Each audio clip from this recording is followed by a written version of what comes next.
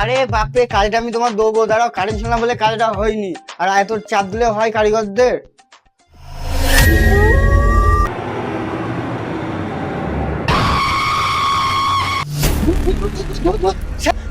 Sir, তোমার দোকানে ভূত আছে, আমি আর কাজ করবো না তোমার দোকানে।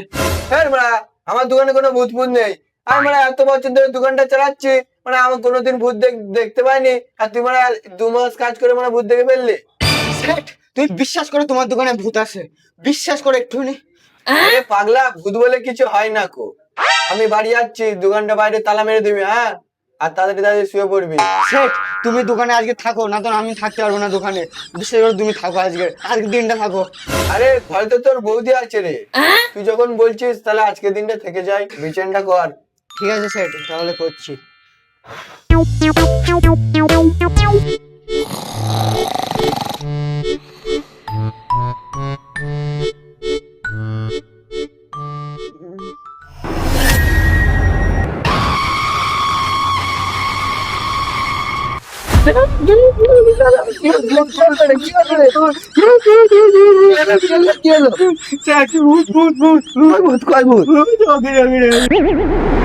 আরে খাপাচ্ছি দাও, দিয়ে দেখ কিছু নেই কো। শেঠ, ওখানে ছিল, বিশ্বাস করো ওই জায়গায় ছিল। আরে ভূত বলে কিছুই হয় না। ওই জায়গায় আমি দেখলাম এক্ষুনি। তাহলে কয় ভূত বলে কিছুই হয় না। যা ঘুমে যা, কালকে অনেক কাজ আছে।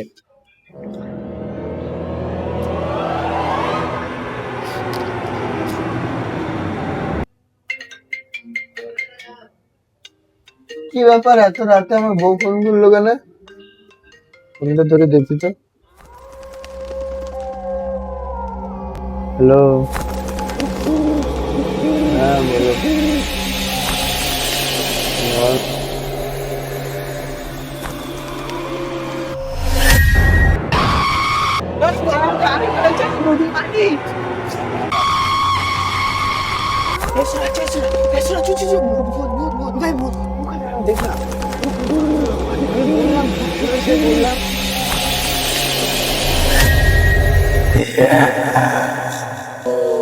আমি তোদের সব করে